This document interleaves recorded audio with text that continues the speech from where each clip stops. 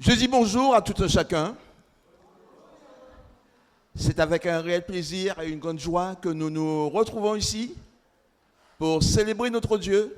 Après une année, après une semaine, Dieu est toujours fidèle. Il ne change pas. Il est le bon berger.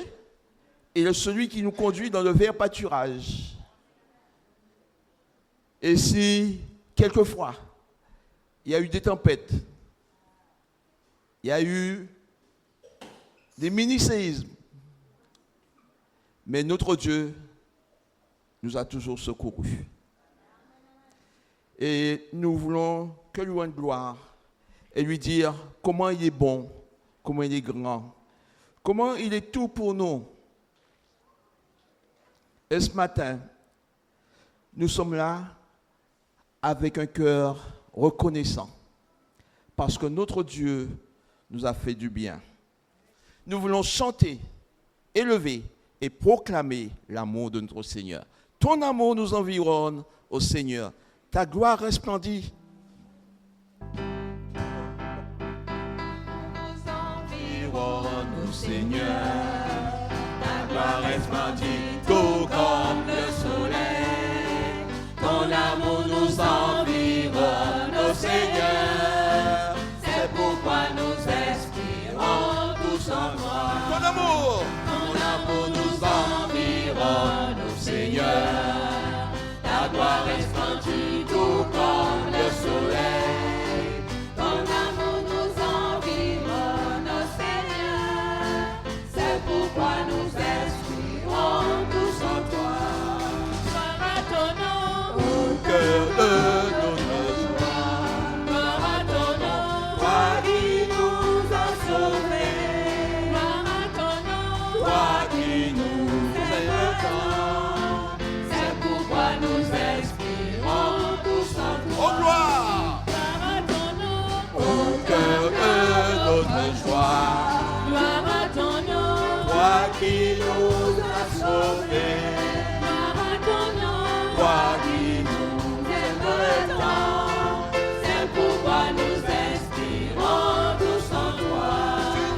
Tu n'as pas exigé de garantie avant de manifester cet amour. Ton bras de père que tu nous as tendu pour nous arracher du feu de l'enfer. Gloire à ton nom, au cœur de notre joie. gloire à ton nom, Toi qui nous as sauvés, gloire à ton nom. toi qui nous aimes tant. C'est pourquoi nous espérons tous en toi. Les musiciens, gloire à ton nom.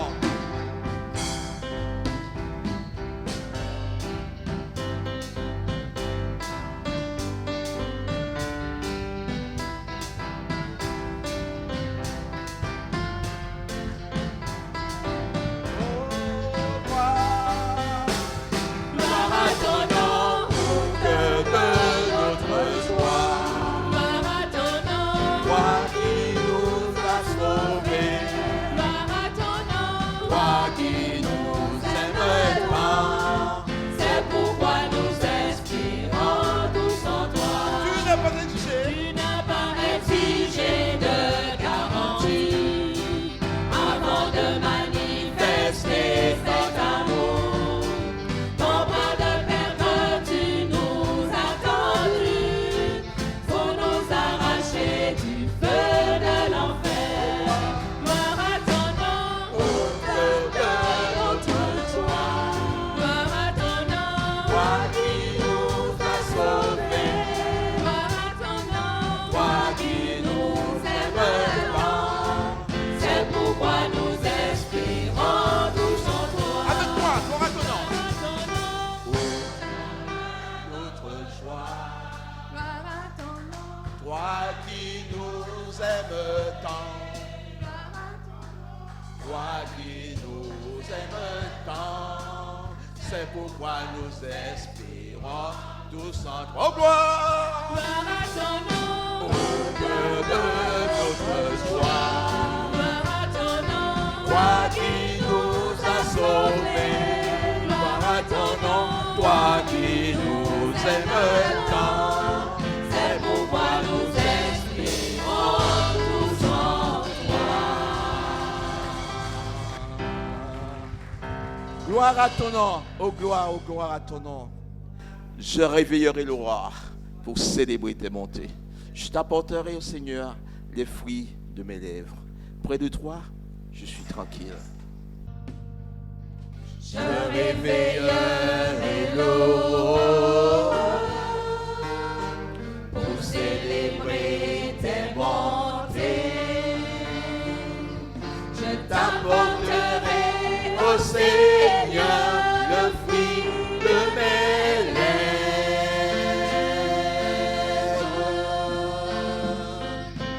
Près de toi je suis tranquille.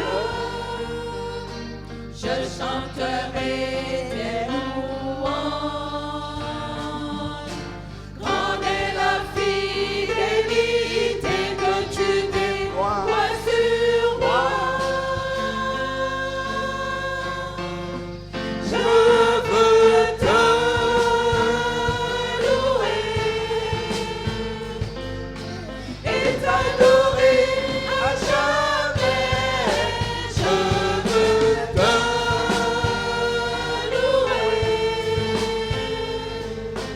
t'aimer de plus en plus.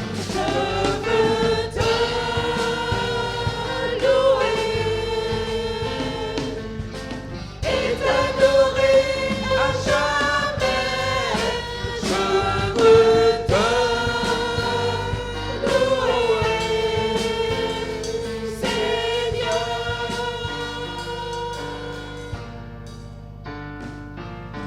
Je réveillerai l'aurore pour célébrer tes bontés. Je t'apporterai au Seigneur le fruit de mes lèvres. Près de toi je suis tranquille. Je chanterai tes louanges.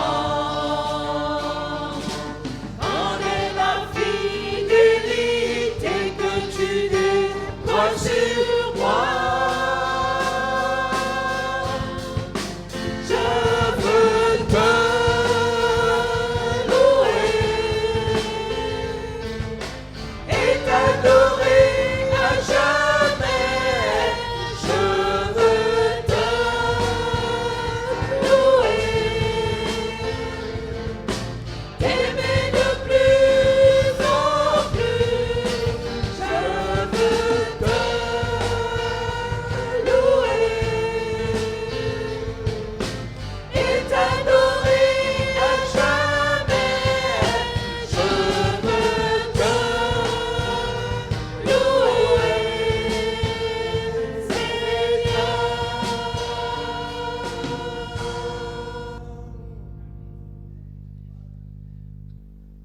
Grande est la fidélité. Grande est ta fidélité. Puisque tu es bon, puisque ton amour m'environne, je veux me réjouir dans ta présence. Mon Dieu, mon roi.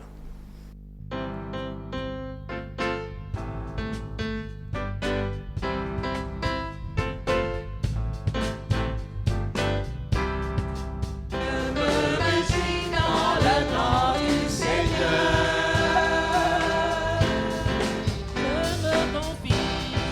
Je me confie dans le nom du Seigneur. Vers toi je lève les mains. Je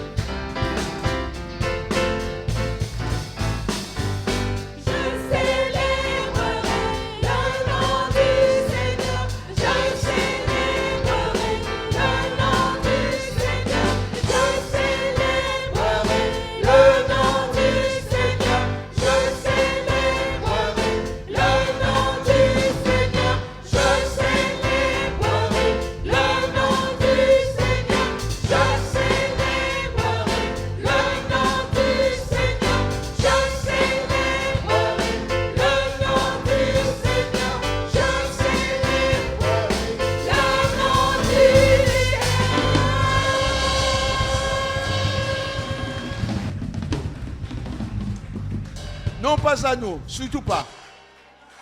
À l'Éternel, nous donnons gloire. D'accord, j'aurais aimé que l'on chante Dieu de lumière, élevé dans les cieux, rempli de grâce et de paix, environné de l'orage de foi. Gardien de l'éternité, reçois mon adoration ce matin, Seigneur.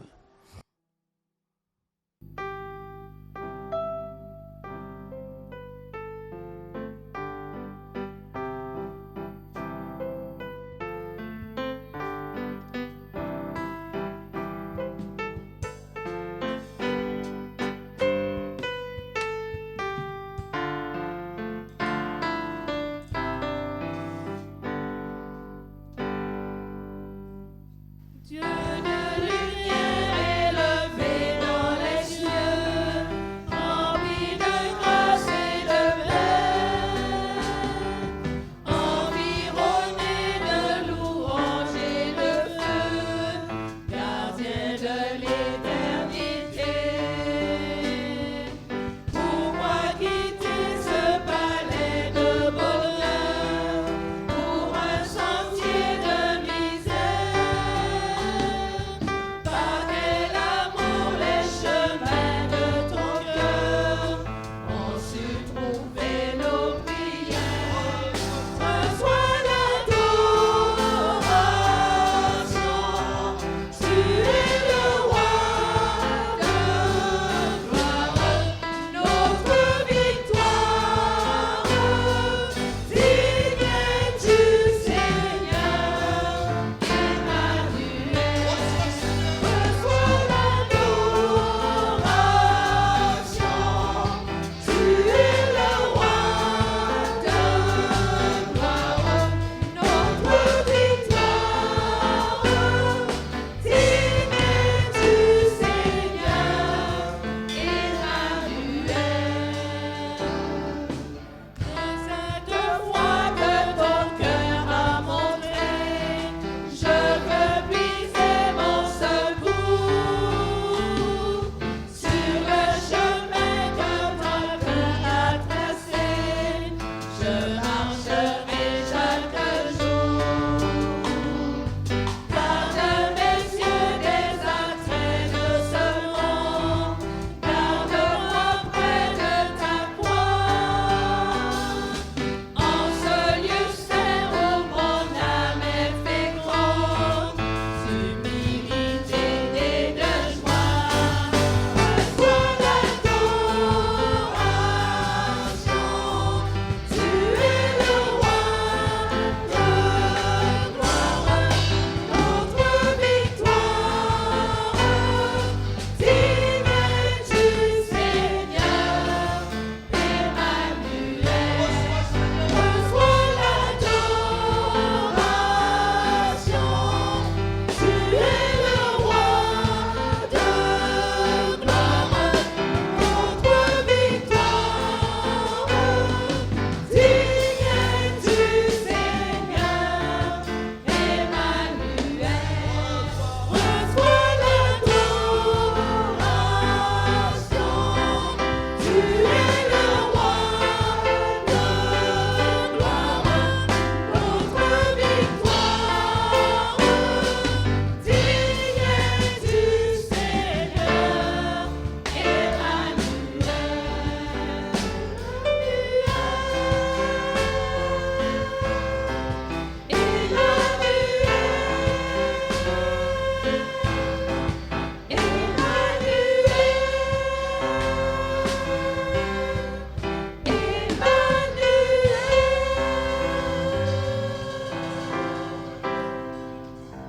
L'Éternel est vivant.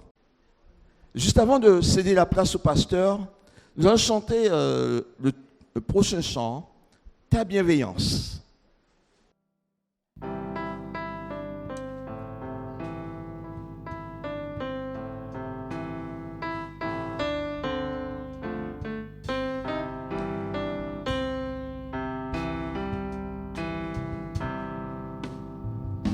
j'écouterai ce que dit Dieu, car il est droit pour qui l'écoute.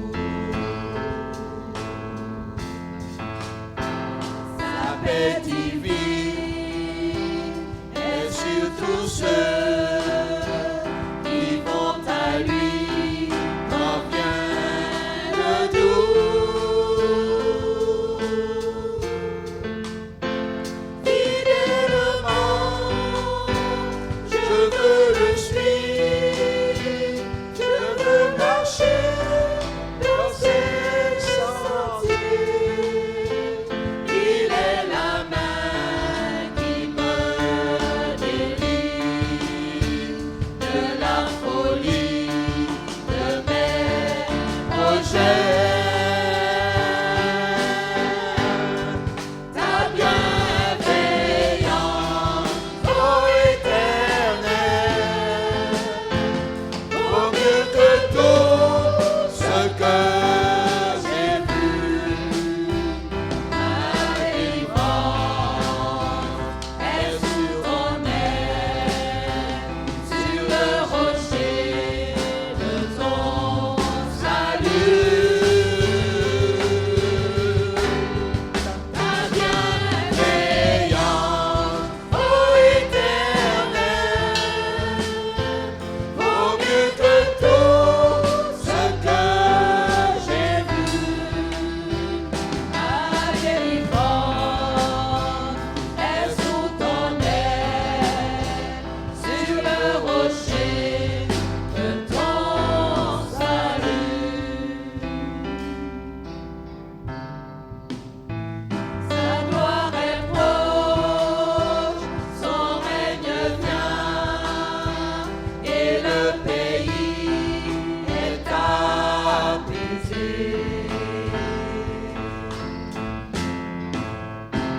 Lorsque la crainte est en chacun, lorsque son nom est exalté,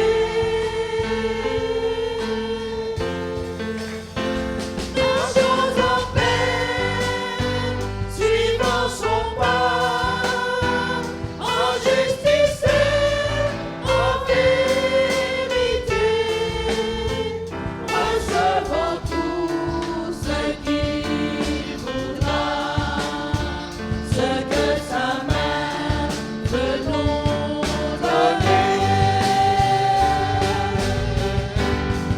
Ta bienveillance, ô Éternel,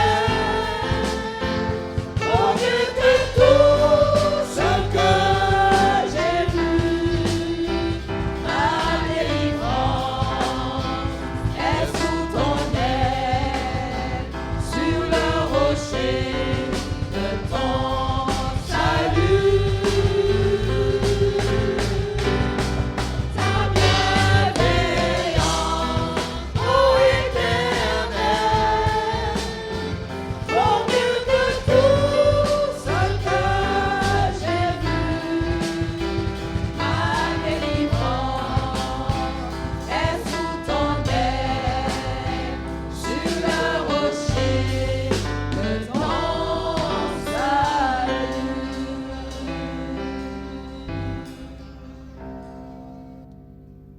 Asseyez-vous, sauf le pasteur. Alors à mon tour, frères et sœurs, je vais vous saluer dans le nom de Jésus.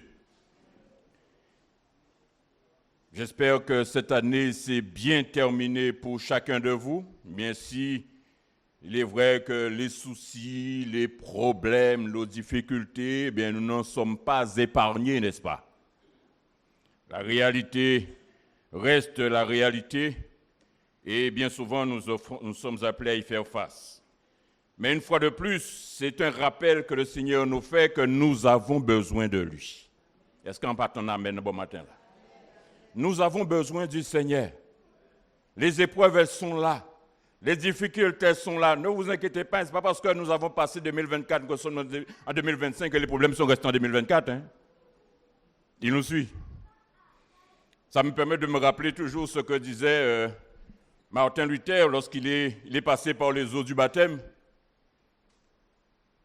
On l'a plongé, on l'a retiré de l'eau, et puis lorsqu'il est sorti de l'eau, il croyait avoir noyé le péché.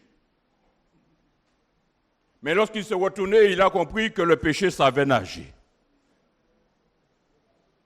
Tout ça pour montrer, frères et sœurs, que les réalités, elles sont là.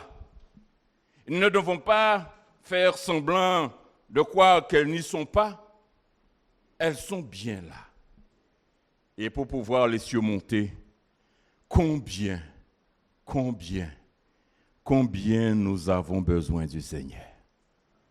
Dans ce monde troublé, dans ce monde chaotique, dans ce monde où quelque part on montre une certaine façade.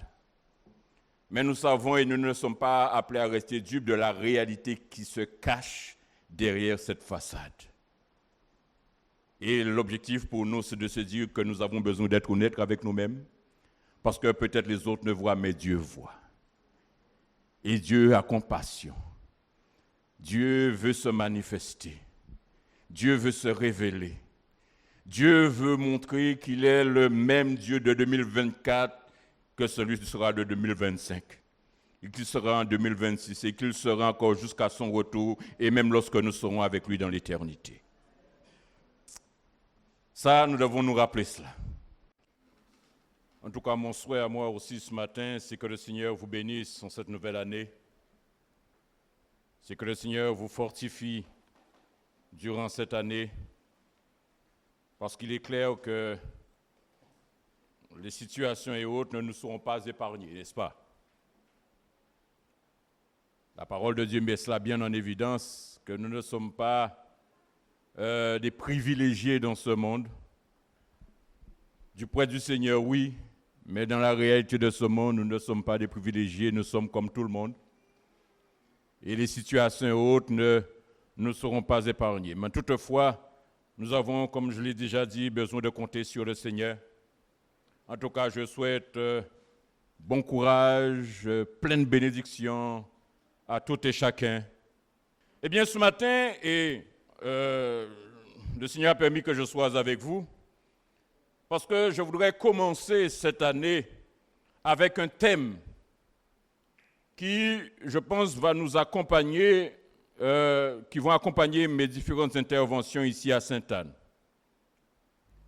Ce thème tournera autour de la consécration. La consécration en tant que fruit de la conversion. La consécration en tant que fruit de la conversion. Et il est important pour nous de nous poser la question. Sommes-nous réellement des personnes consacrées? Mais en même temps, cette autre question me vient à l'esprit, c'est de se dire, mais qu'est-ce qui me dit que je suis quelqu'un de consacré à Dieu? J'aimerais commencer par ce sujet ce matin qui évoque, et je le reprendrai comme le dit un auteur, Hayden Wilson Tozer, qui parlera de la vieille croix ou de la nouvelle croix. Autrement dit, il met en évidence quel évangile avons-nous reçu. Est-ce un évangile qui repose sur la vieille croix, autrement dit la croix de Jésus-Christ? Ou est-ce qu'un évangile qui repose sur les nouvelles croix, autrement dit sur un évangile de prospérité, un évangile de séduction, un évangile qui nous invite à ne faire aucun effort parce qu'en fin de compte, il n'y a rien à payer.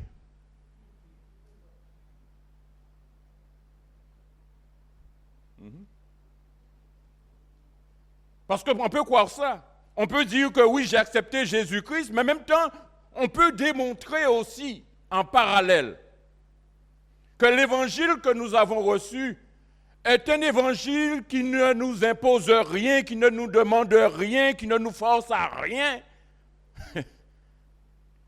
Nous n'avons qu'à nous laisser emporter, nous laisser glisser. Nous n'avons de compte à rendre à personne. Bref, c'est par là que cet auteur parle de nouvelle croix. En tout cas, une chose est claire. Ce même auteur dira que si pour devenir un chrétien, il n'y a rien à payer, pour devenir un disciple de Jésus-Christ, il faut en payer le prix. Est-ce que je suis ça? Si pour un chrétien, pour devenir un chrétien, il n'y a rien à payer, pour devenir un disciple de Jésus-Christ, il faut en payer le prix. Et les paroles de ce pasteur, un pasteur américain, les propos qu'il a écrits il y a de nombreuses années, sont d'une actualité, d'une lucidité assez étonnante, concernant bien sûr la légèreté de notre foi et du message qui est enseigné dans beaucoup d'églises, parfois même de nos jours. J'aimerais faire lecture de quelques articles en introduction de ce pasteur. Il déclare que sans avertir et presque inaperçu, une nouvelle croix s'est introduite dans les milieux évangéliques de notre époque. Elle ressemble à l'ancienne, mais elle est différente. Les similitudes sont superficielles, mais les différences fondamentales. Il continue en disant que cette nouvelle croix a fait germer une autre philosophie de la vie chrétienne, de laquelle est née une nouvelle technique évangélique, un nouveau style de réunion avec un nouveau genre de prédication. Cette nouvelle façon d'évangéliser emploie le même langage que l'ancienne, mais son contenu n'est pas le même et sa puissance n'est plus celle d'autrefois. La vieille croix n'avait aucun rapport avec le monde. Pour la chair orgueilleuse d'Adam ou le vieil homme, elle signifiait la mort. La vieille croix mettait à exécution la sentence imposée par la loi du Sinaï. La nouvelle croix, par contre, n'est pas opposée à la race humaine. Elle est au contraire un partenaire amical. Et si je comprends bien, elle alimente le flot d'amusement et de réjouissance considérés comme légitimes et innocents. Elle laisse Adam vivre sans entrave, avec une motivation inchangée. Il peut continuer à vivre pour son plaisir. Et maintenant, au lieu de se réjouir à chanter des chansons douteuses en buvant des boissons fortes, il se réjouit à chanter des cantiques et à regarder des films religieux.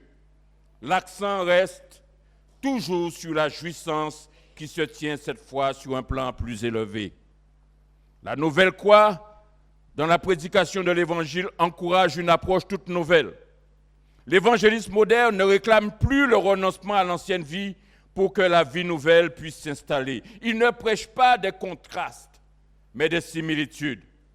Il cherche à se mettre au diapason de l'intérêt général, en montrant que le christianisme n'a pas d'exigence désagréable. Au contraire, il offre tout ce que le monde offre, mais à un niveau supérieur. Tout ce après quoi le monde, corrompu par les péchés, aspire de nos jours, est habilement présenté comme très proche de ce qu'apporte l'Évangile, le produit religieux étant bien entendu meilleur.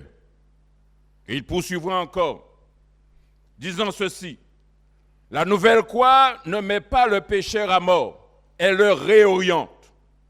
Elle le renvoie dans une autre direction, dans un monde de vue plus sain et plus heureux, tout en sauvegardant son amour-propre.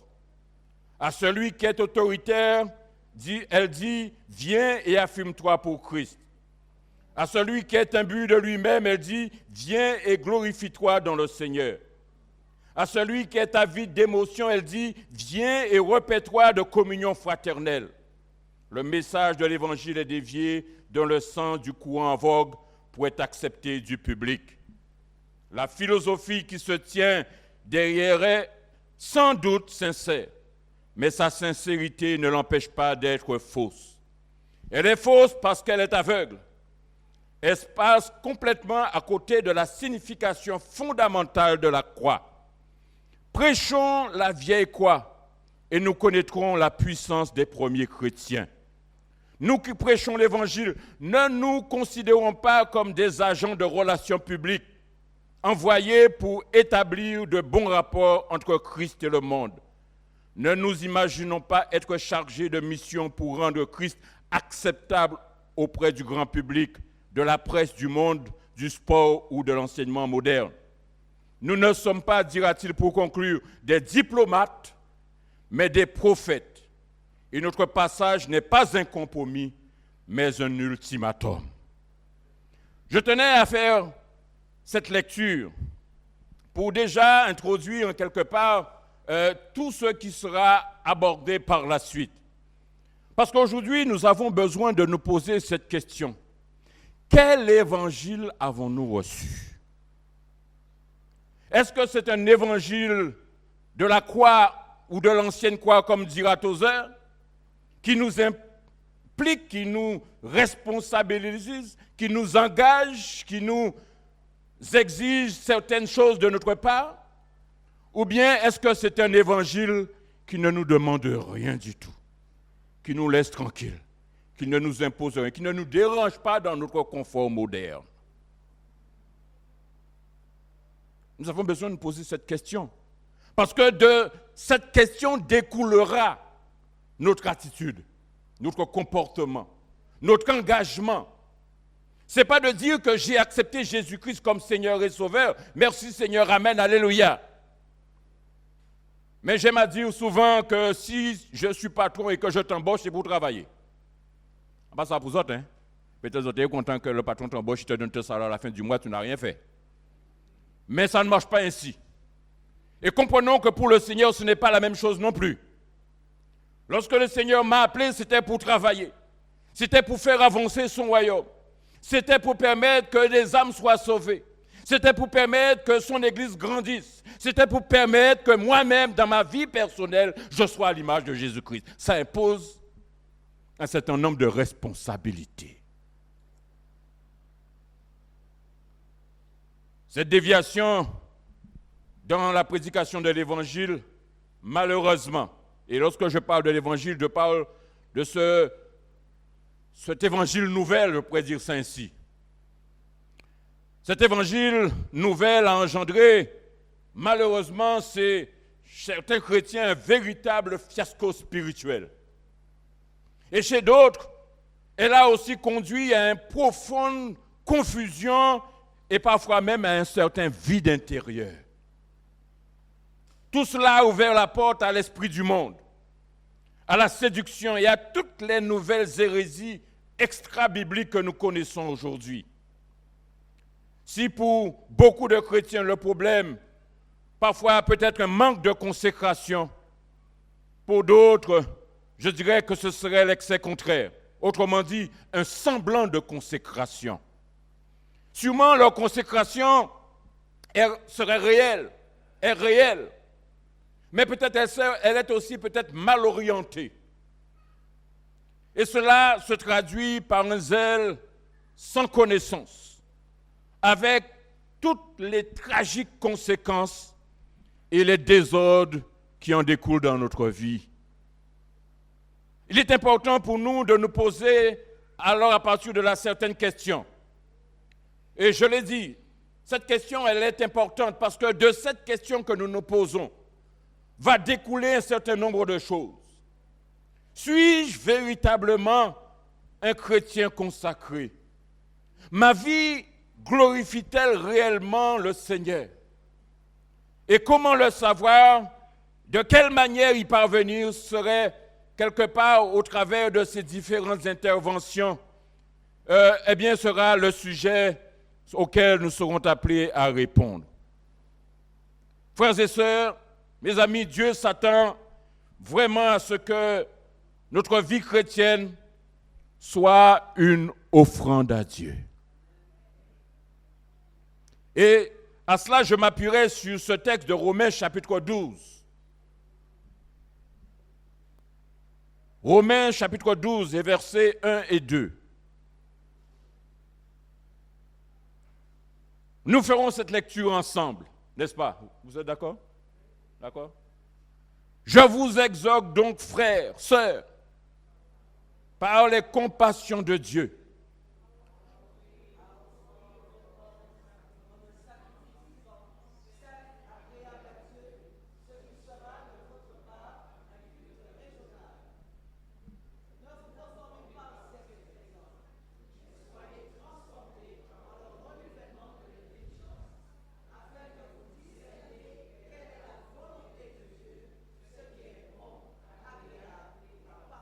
Amen.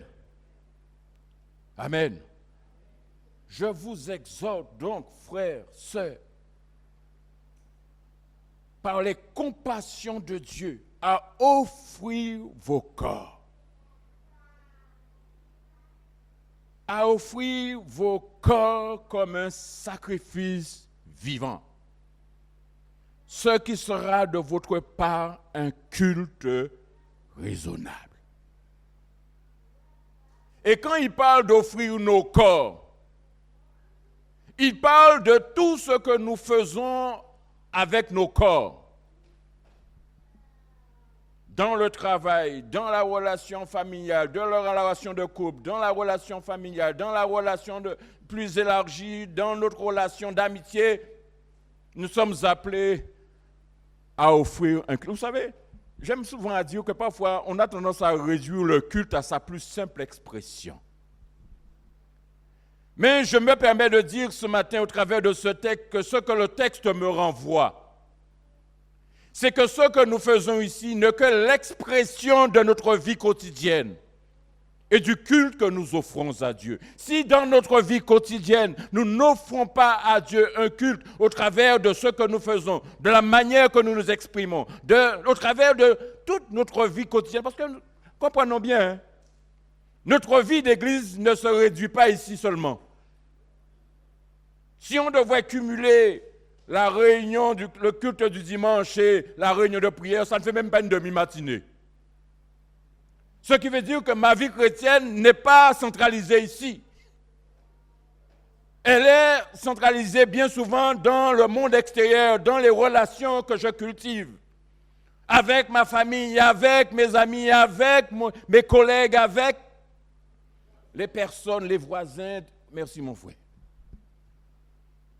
C'est au travers de cela que je suis appelé à offrir un culte. Et quand je viens ici, ce que je transmets n'est que l'expression de ce que je vis déjà. Et quand Dieu regarde mon cœur, il a dit comme ça, ah, bouga moi, ou pas hypocrite avec moi. Parce qu'il voit que ce n'est pas quelque chose que je vis de manière isolée, de manière à certaines périodes. Mais c'est quelque chose que je vis quotidiennement. C'est pourquoi c'est bien d'offrir à Dieu un culte, mais si le culte que nous offrons à Dieu n'est pas quelque chose de quotidien dans ma vie de tous les jours, quelle est la valeur de ce que nous offrons ici ce matin?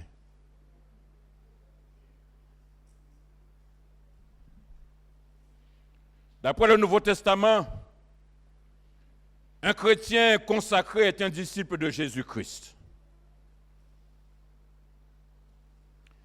Les disciples sont des chrétiens. Mais permettez-moi de dire que tous les chrétiens ne sont pas obligatoirement des disciples.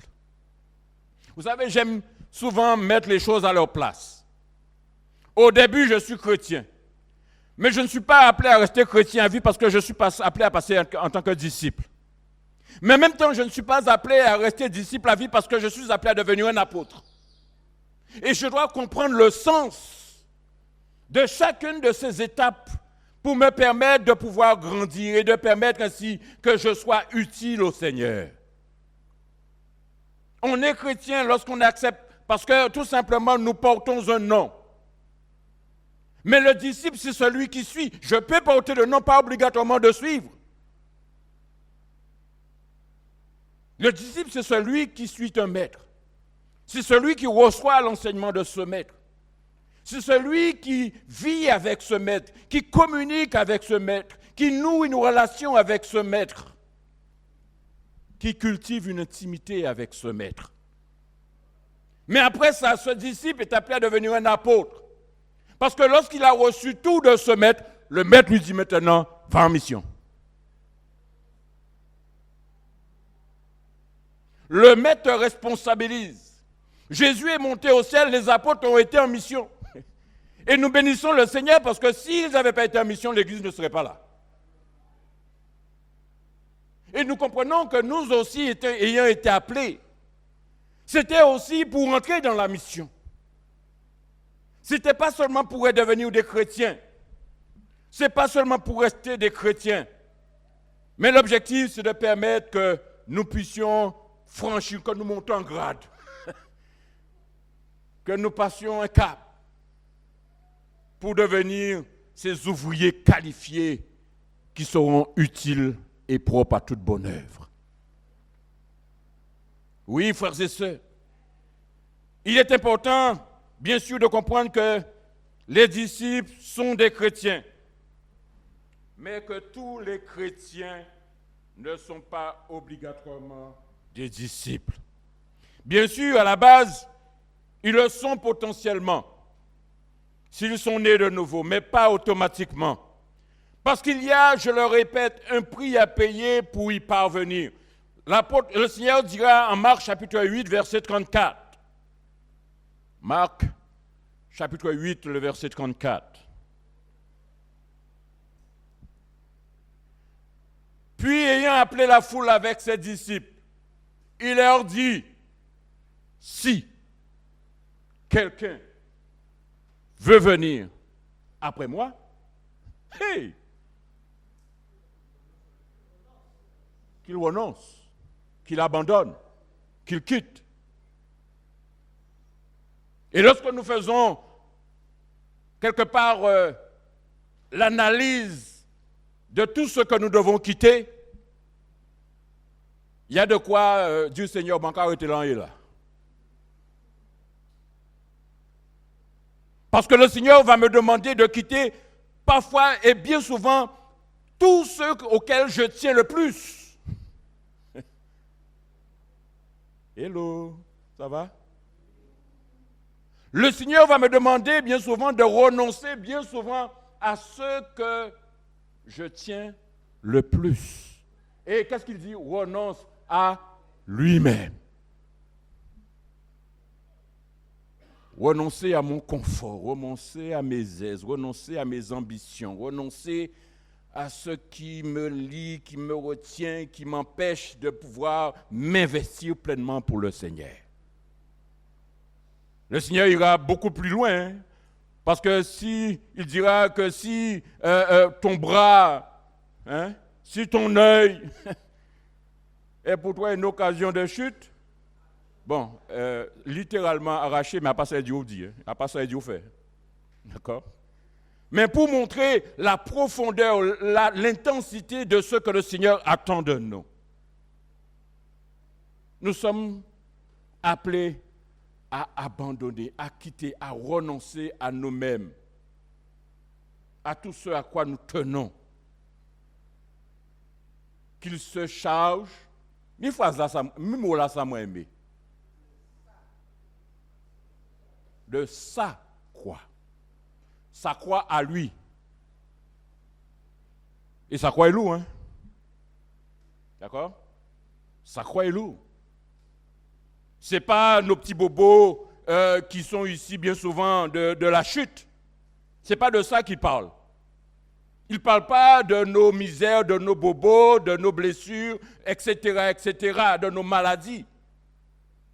Mais il parle de ce qui va contribuer à notre perfectionnement. De ce pourquoi le Seigneur va nous utiliser pour être des personnes qualifiées. Parce qu'avant d'arriver là, eh bien, ce ne sera pas facile. D'accord? Ce ne sera pas facile. Devons être honnêtes, hein? Ce ne sera pas facile. Il y aura beaucoup de souffrances. Il y aura beaucoup d'épreuves, beaucoup de difficultés. Dieu va faire en sorte de nous passer par les feux de l'épreuve, afin de retirer tous les scories, autrement dit, tout ce qui nous rattache à ce monde, tout ce à quoi nous tenons pour nous permettre d'être à la hauteur, à la dimension de ce qu'il veut de nous pour pouvoir nous utiliser. Lorsqu'on devient chrétien, il faut comprendre que nous commençons une étape. Nous commençons une progression. Nous allons vers quelque chose qui va nous permettre d'être des personnes de qualité. J'aime souvent dire que nous allons à l'école. On commence à la maternelle, puis après on passe en primaire, on passe au collège, on passe au lycée, on va à l'université, on va au plus loin possible, doctorat, etc., licence et compagnie. Vous naissez et vous commencez votre progression. Mais lorsque vous naissez dans le Seigneur, vous ne comprenez pas aussi qu'il y a une progression? Vous ne pensez pas qu'il faut revenir à l'école? Et il faut commencer pour obtenir le diplôme du Seigneur pour être capable de travailler dans l'œuvre du Seigneur? Eh bien oui, c'est comme ça que ça passe. Et si on refuse l'étude, si on refuse l'enseignement, si on refuse l'instruction, eh bien on va rester à s'occuper des choses périphériques qui sont bonnes, mais qui ne permettent pas de pouvoir être des ouvriers là où le Seigneur nous attend.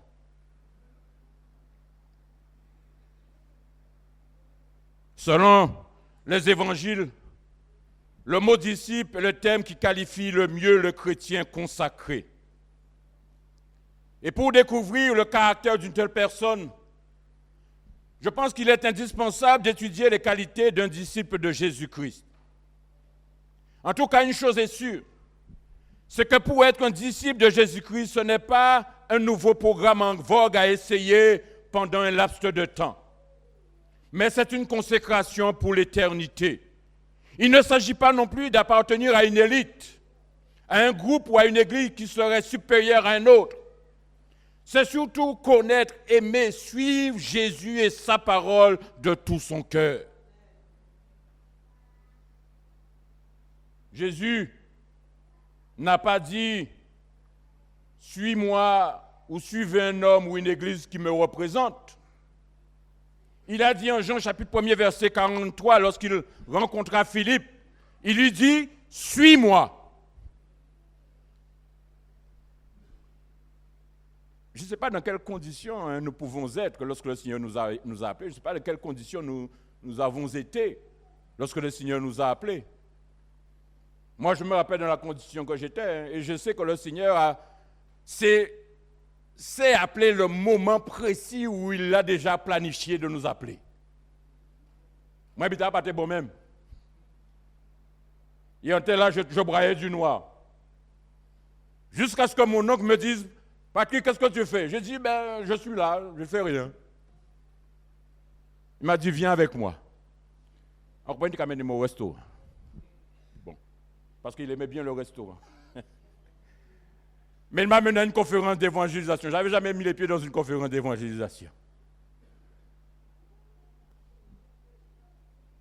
Et ça menait dans cette conférence d'évangélisation que le Seigneur était là pour m'attendre. Je dis, mais Seigneur, tu connais bien ton truc là. Je résistais, je combattais, mais le moment venu, il a choisi le moment pour me dire, Josias, c'est jouable. Ou peut pas ça à côté. Et de même pour moi, je considère que ou peut courir, mais le Seigneur, Jacques connaît et Jacques attend de voir l'arrivée. Beaucoup ont combattu, hein. Bon, combattu le Seigneur, quelque part pour dire que, ouais, ça pas bien, moi. Ah, religion, là, ça,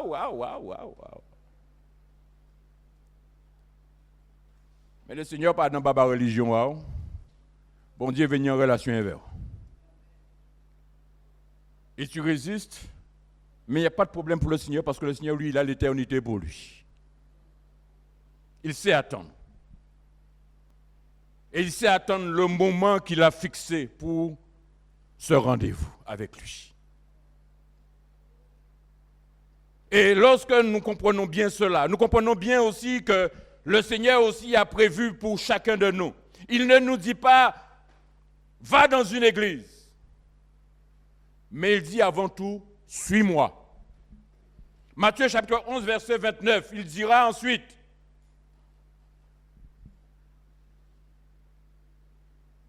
Matthieu chapitre 28, verset 19. Matthieu 11, pardon. Matthieu 11, 29. C'est bien ça. Prenez mon joug sur vous.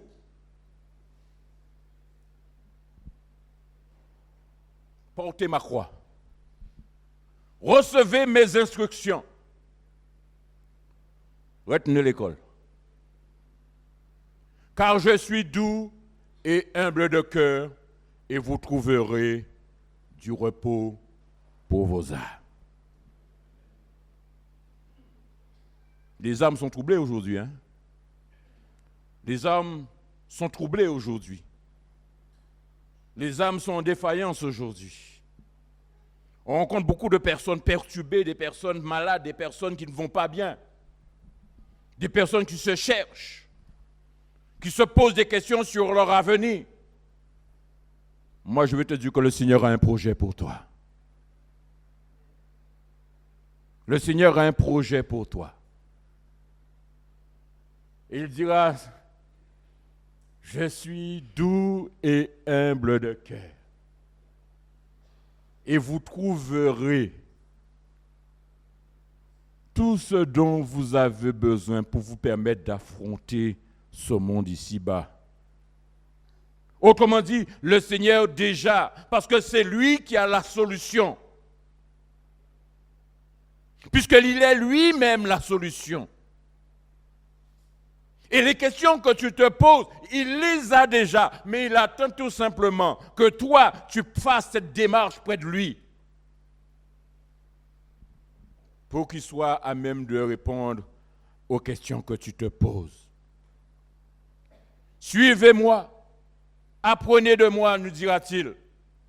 Malheureusement, beaucoup se considèrent chrétiens et n'étudient que rarement la Bible. Parfois, j'aime à dire que cela une attitude regrettable. Permettez-moi de dire, ne me laissez pas seul avoir à cœur de vous enseigner, ou les anciens. Parce que je crois aussi que dans ce contexte-là, nous avons besoin de prendre nos responsabilités. Il y a tout ce qu'il faut. Maintenant, il ne vous appartient, il ne nous appartient que de nous lever et de recevoir l'instruction. Il y a la réalité, j'aime souvent à dire que nous ne sommes pas de ceux qui sont appelés à vivre par procuration. Autrement dit, appelés simplement à recevoir ce que moi j'aurais enseigné ou recevoir ce que l'ancien a enseigné. Mais j'aime à dire, allez à la source même. Allez vers celui qui a toute sagesse, toute science. Celui qui est à même de te donner toutes les instructions que tu as besoin. Dieu a établi des hommes et des femmes pour nous enseigner, c'est bien. Mais n'oublions pas que celui qui les a enseignés, c'est le Seigneur aussi. Donc vous pouvez aller directement vers lui. Et ne se laissez pas, ne vous contentez pas seulement de ce que vous recevez, mais allez à la source de tout enseignement. Autrement dit, celui que Dieu veut vous donner. On a demandé un jour à un général qui a été par la suite le fondateur de l'armée du salut. On lui a demandé quel était le succès ou quel était le secret de son succès. Eh bien, il a répondu tout simplement, j'ai offert au Seigneur le contrôle total de ma vie.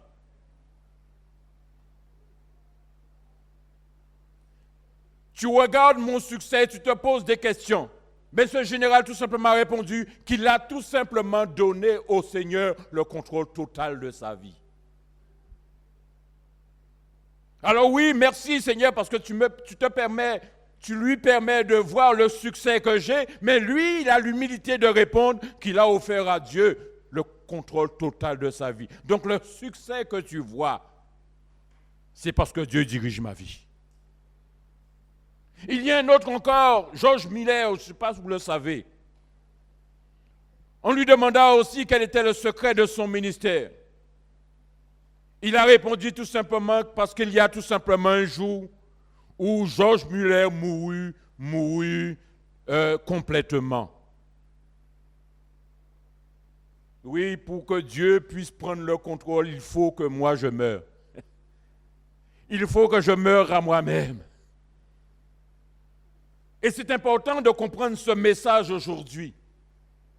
Parce que nous aspirons à tellement de choses. L'année vient de commencer, mais nous aspirons à tellement de choses, n'est-ce pas?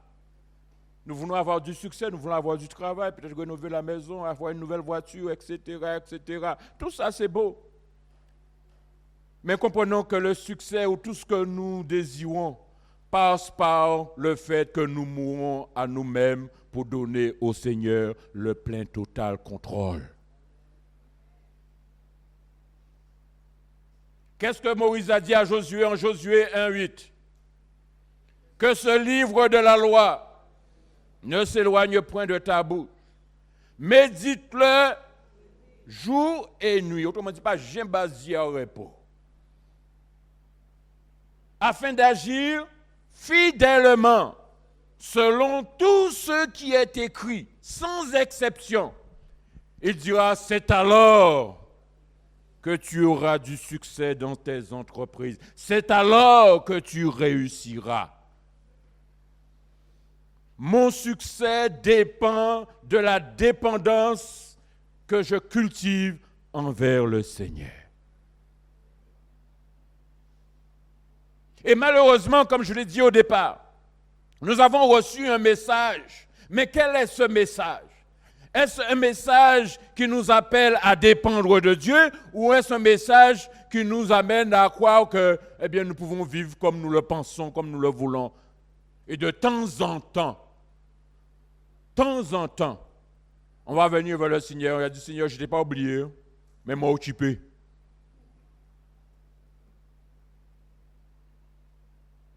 Et nous allons prendre d'assaut le trône du Seigneur. Seigneur, donne, donne, donne, donne.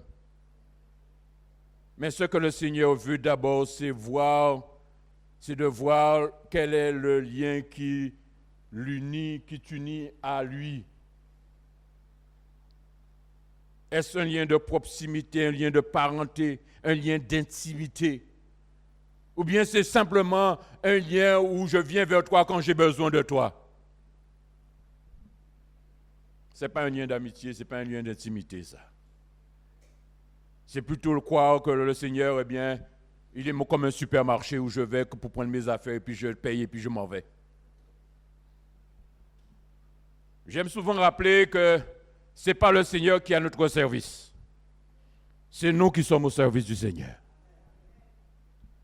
Je le répète, ce n'est pas le Seigneur qui est à notre service. C'est nous qui sommes au service du Seigneur. Et nous tirons toute instruction, tout ordre, toute direction de la part du Seigneur. Et il y a quelque temps de cela, je disais que si nous nous occupons des affaires du Seigneur, le Seigneur s'occupera de nos affaires. Ce qui veut dire que je n'ai pas d'inquiétude à formuler. Parce que si j'appartiens au Seigneur, si je dépends du Seigneur, si je suis au service pour lequel le Seigneur m'a appelé, je sais que mes arrières sont couverts. Que le Seigneur est là. Je n'ai pas à m'inquiéter. Et c'est important encore de le rappeler.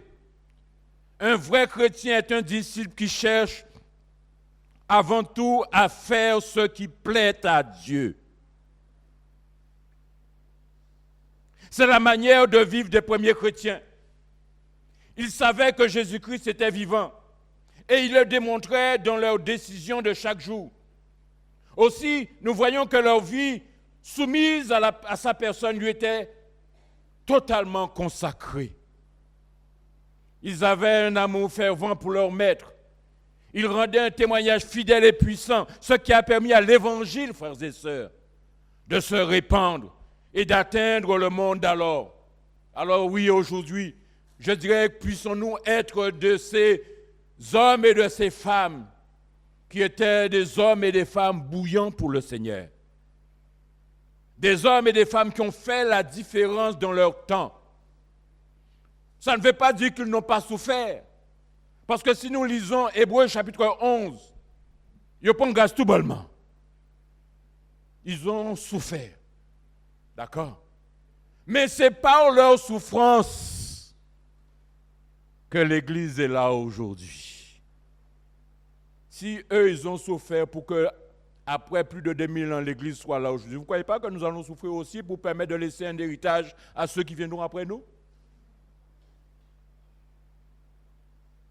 Ceux-mêmes, et je pense quelque part à ton papa, Pasteur Eliade, de ces hommes et de ces femmes qui ont été à l'origine de leur jet.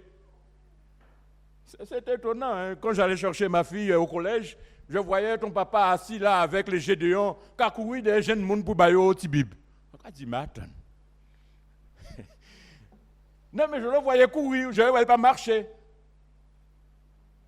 Et nous étions assis au bord de tout là, nous avons parlé, mais quand vous êtes debout, comme si c'était un jeune monde. Il faut là traverser 80 ans, et quand debout, comme si c'était un jeune monde. Vous, parfois, il faut lever, difficulté à lever. Mais lui, à 80 ans, quand debout, comme si c'était un jeune monde de 20 ans, et il a couru. La passion pour l'évangile était ce qui l'animait.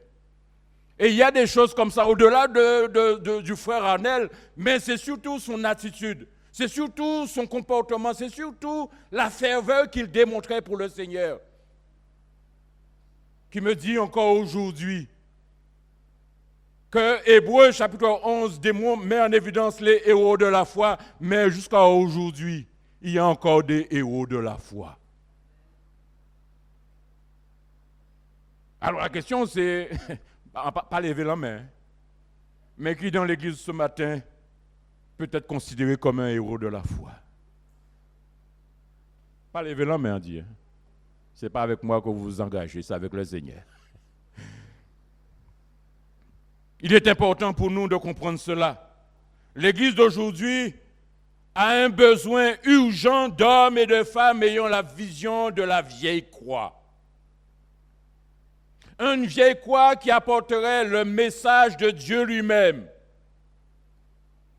Un message qui démontrerait que nous-mêmes, nous portons les marques de cette croix. Oui, c'est pour commencer, c'est cette réalité-là que je veux que nous puissions retenir. Le besoin pour nous de considérer qu'aujourd'hui, l'Église a un besoin urgent d'hommes et de femmes qui ont reçu le message de la vieille croix. D'hommes et de femmes qui prêchent la vieille croix. Et pas un message qui dirait « Viens à l'église et le Seigneur va te donner une voiture ». Je ne sais pas si vous, mais je me rappelle avoir entendu ce genre de message. Hein? Je me rappelle avoir entendu ce genre de message.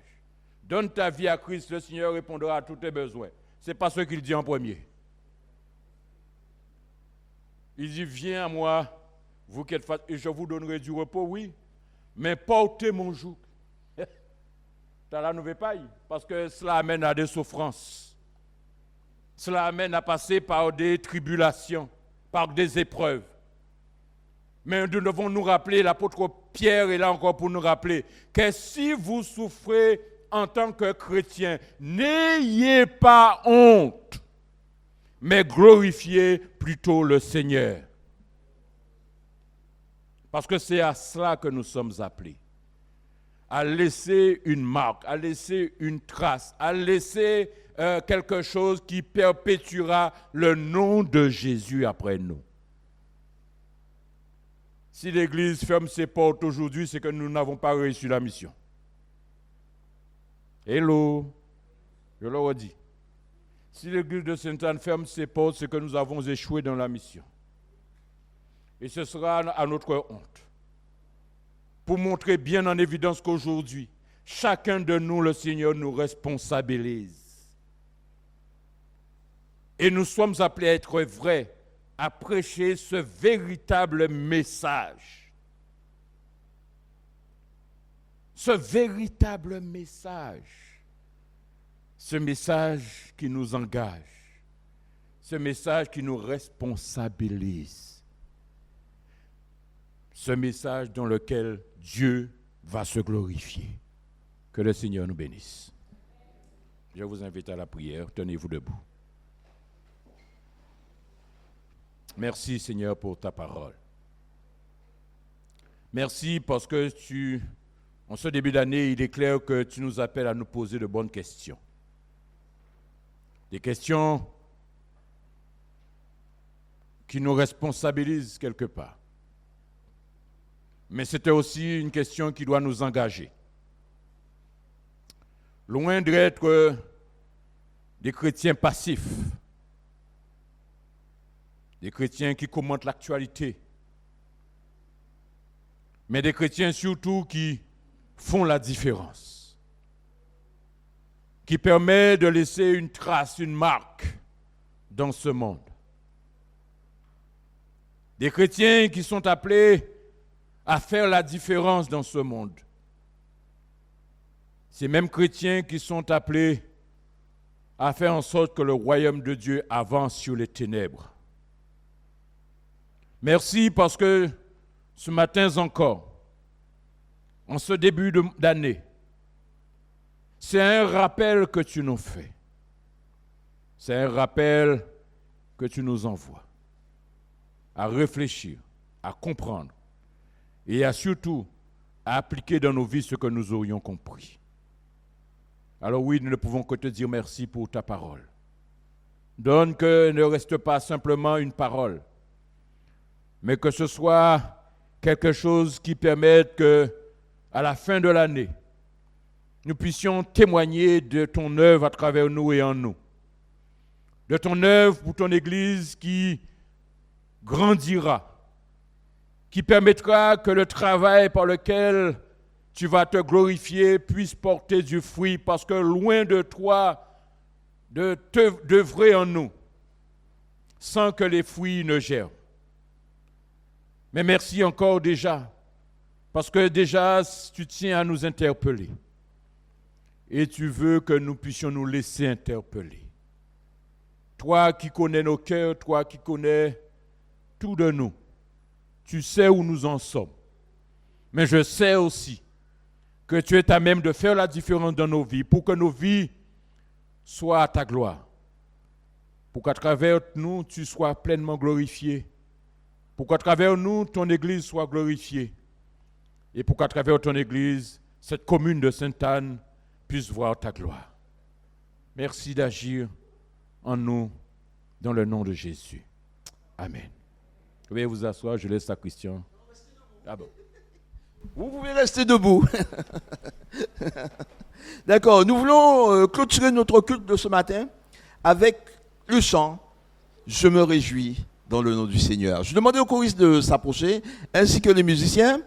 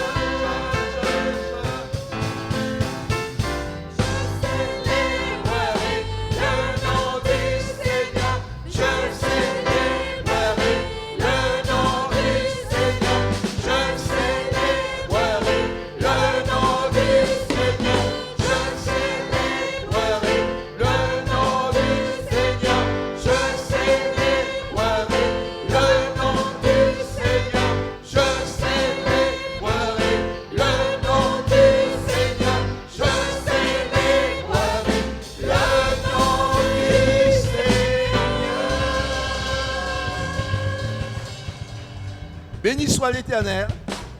Bonne rentrée. Et ne manquez pas de vous saluer.